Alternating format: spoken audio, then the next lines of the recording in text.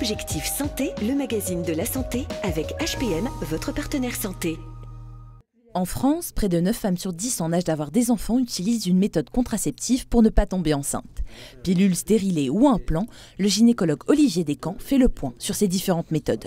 La pilule, elle va en fait apporter à la patiente ce que ses ovaires doivent normalement fabriquer.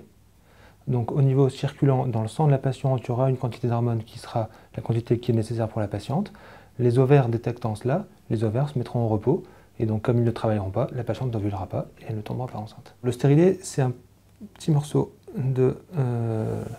souvent de plastique avec soit du cuivre ou soit un petit réservoir hormonal qui va être positionné dans la cavité utérine de la patiente au cours d'une consultation et qui va avoir, pour le stérilet au cuivre, une efficacité mécanique, alors que le stérilet qui diffuse de la progestérone aura une fonctionnalité plutôt hormonale. L'implant, c'est une petite tige de quelques centimètres qu'on insère à la face interne du bras et qui va être efficace pendant 3 ans et qui va libérer de la progestérone, un peu comme certaines pilules par voie orale, et qui va avoir une action, comme on le disait, au niveau de la glaire et au niveau de l'ovulation pour être contraceptif. Il existe d'autres méthodes comme le patch ou l'anneau intravaginal. Je pense qu'il faut discuter avec le gynécologue que la patiente consulte.